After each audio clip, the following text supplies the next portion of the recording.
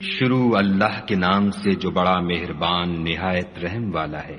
کاف ہا یا عین صاد، یہ تمہارے پروردگار کی مہربانی کا بیان ہے جو اس نے اپنے بندے زکریا پر کی تھی جب انہوں نے اپنے پروردگار کو دبی آواز سے پکارا اور کہا کہ اے میرے پروردگار، میری ہڈیاں بڑھاپے کے سبب کمزور ہو گئی ہیں اور سر شعلہ مارنے لگا ہے، اور اے میرے پروردگار، میں تجھ سے مانگ کر کبھی محروم نہیں رہا، اور میں اپنے بعد اپنے بھائی بندوں سے ڈرتا ہوں، اور میری بیوی بانجھ ہے، تو مجھے اپنے پاس سے ایک وارث عطا فرما جو میری اور اولاد یعقوب کی میراث کا مالک ہو، اور اے میرے پروردگار اس کو خوش اتوار بنائیو۔ اے زکریا، ہم تم کو ایک لڑکے کی بشارت دیتے ہیں جس کا نام یحییٰ ہے، اس سے پہلے ہم نے اس نام کا کوئی شخص پیدا نہیں کیا۔ انہوں نے کہا، پروردگار، میرے ہاں کس طرح لڑکا ہوگا جس حال میں میری بیوی بانجھ ہے اور میں بڑھاپے کی انتہا کو پہنچ گیا ہوں؟ حکم ہوا کہ اسی طرح ہوگا۔ تمہارے پروردگار نے فرمایا ہے کہ مجھے یہ آسان ہے، اور میں پہلے تم کو بھی تو پیدا کر چکا ہوں اور تم کچھ چیز نہ تھے۔ کہا کہ پروردگار میرے لیے کوئی نشانی مقرر فرما۔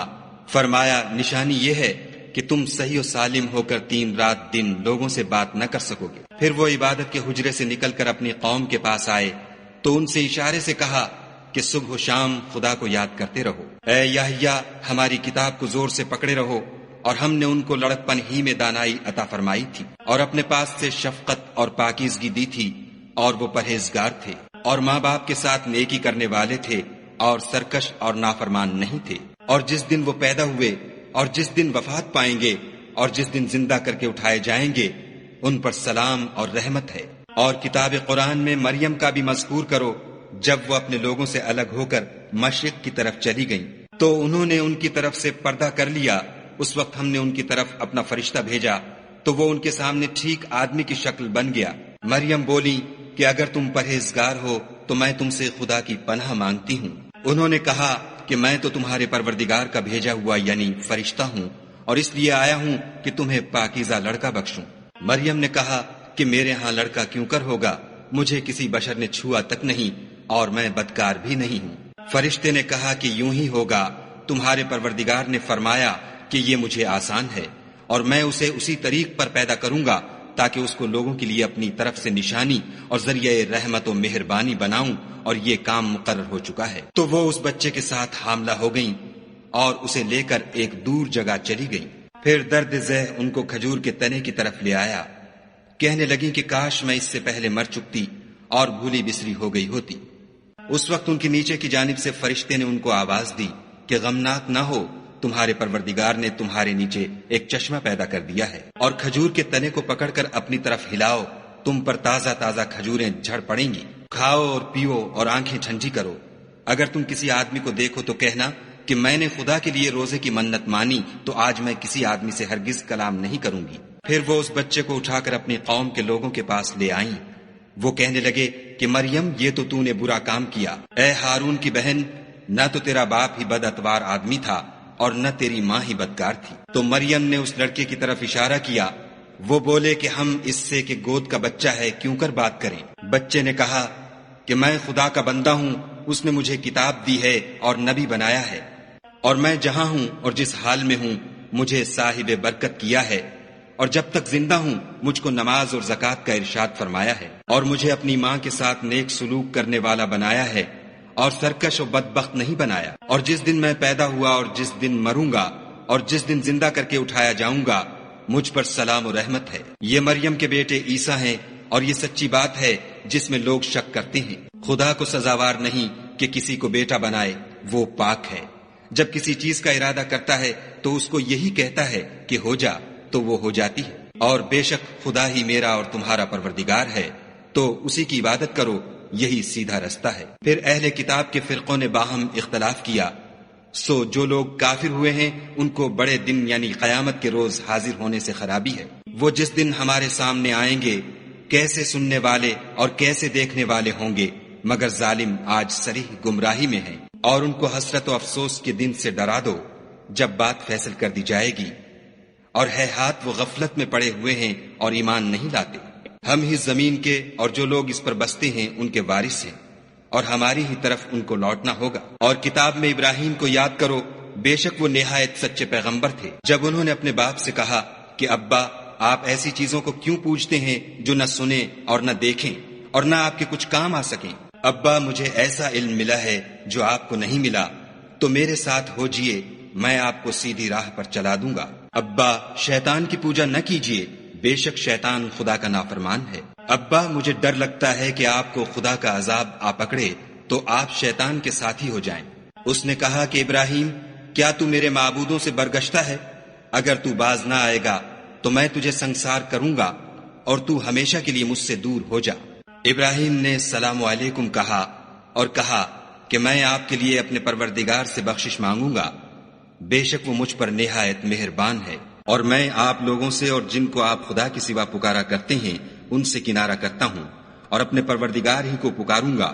امید ہے کہ میں اپنے پروردگار کو پکار کر محروم نہیں رہوں گا۔ اور جب ابراہیم ان لوگوں سے اور جن کی وہ خدا کے سوا پرستش کرتے تھے الگ ہو گئے تو ہم نے ان کو اسحاق اور اسحاق کو یعقوب بخشے اور سب کو پیغمبر بنایا، اور ان کو اپنی رحمت سے بہت سی چیزیں عنایت کی اور ان کا ذکر جمیل بلند کیا۔ اور کتاب میں موسیٰ کا بھی ذکر کرو، بے شک وہ ہمارے برگزیدہ اور پیغمبر مرسل تھے، اور ہم نے ان کو طور کی داہنی طرف پکارا اور باتیں کرنے کے لیے نزدیک بلایا، اور اپنی مہربانی سے ان کو ان کا بھائی ہارون پیغمبر عطا کیا۔ اور کتاب میں اسماعیل کا بھی ذکر کرو، وہ وعدے کے سچے اور ہمارے بھیجے ہوئے نبی تھے، اور اپنے گھر والوں کو نماز اور زکوٰۃ کا حکم کرتے تھے، اور اپنے پروردگار کے ہاں پسندیدہ اور برگزیدہ تھے۔ اور کتاب میں ادریس کا بھی ذکر کرو، وہ بھی نہایت سچے نبی تھے، اور ہم نے ان کو اونچی جگہ اٹھا لیا تھا۔ یہ وہ لوگ ہیں جن پر خدا نے اپنے پیغمبروں میں سے فضل کیا، یعنی اولاد آدم میں سے، اور ان لوگوں میں سے جن کو ہم نے نوح کے ساتھ کشتی میں سوار کیا، اور ابراہیم اور یعقوب کی اولاد میں سے،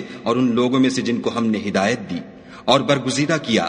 جب ان کے سامنے ہماری آیتیں پڑھی جاتی تھیں تو سجدے میں گر پڑتے اور روتے رہتے تھے۔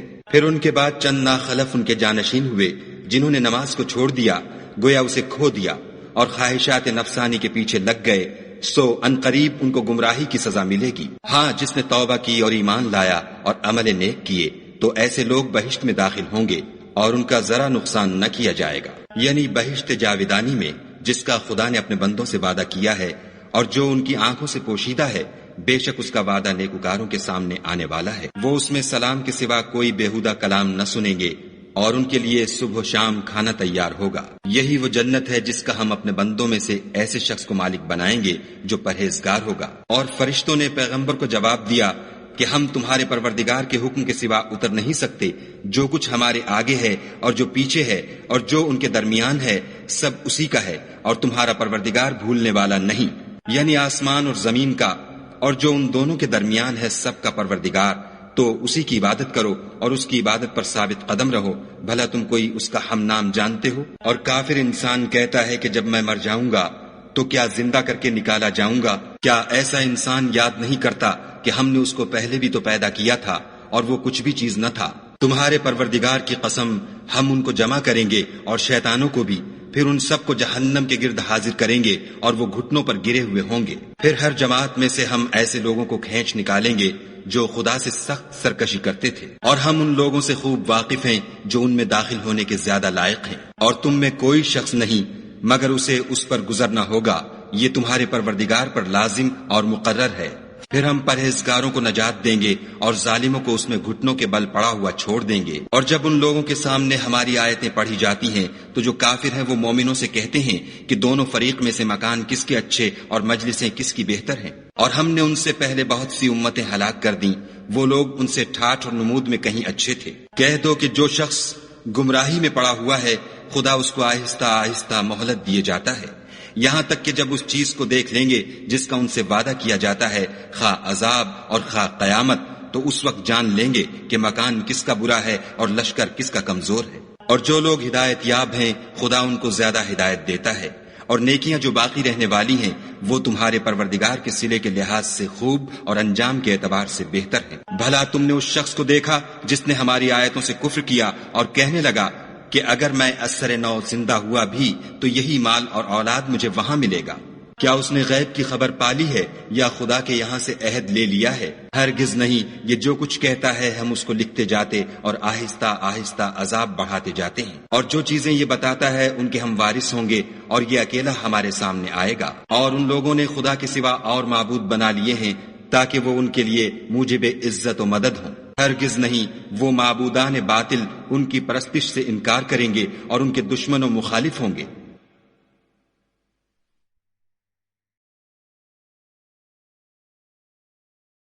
کیا تم نے نہیں دیکھا کہ ہم نے شیطانوں کو کافروں پر چھوڑ رکھا ہے کہ وہ ان کو برانگیختہ کرتے رہتے ہیں؟ تو تم ان پر عذاب کے لیے جلدی نہ کرو، اور ہم تو ان کے لیے دن شمار کر رہے ہیں، جس روز ہم پرہیزگاروں کو خدا کے سامنے بطور مہمان جمع کریں گے اور گناہ گاروں کو دوزخ کی طرف پیاسے ہانک لے جائیں گے۔ تو لوگ کسی کی سفارش کا اختیار نہ رکھیں گے مگر جس نے خدا سے اقرار لیا ہو، اور کہتے ہیں خدا بیٹا رکھتا ہے۔ ایسا کہنے والو، یہ تو تم بری بات زبان پر لاتے ہو۔ قریب ہے کہ اس افطرا سے آسمان پھٹ پڑے اور زمین شق ہو جائے اور پہاڑ پارا پارا ہو کر گر پڑے کہ انہوں نے خدا کے لیے بیٹا تجویز کیا، اور خدا کو شایع نہیں کہ کسی کو بیٹا بنائے۔ تمام شخص جو آسمانوں اور زمین میں ہیں سب خدا کے روبرو بندے ہو کر آئیں گے۔ اس نے ان سب کو اپنے علم سے گھیر رکھا اور ایک ایک کو شمار کر رکھا ہے، اور سب قیامت کے دن اس کے سامنے اکیلے اکیلے حاضر ہوں گے۔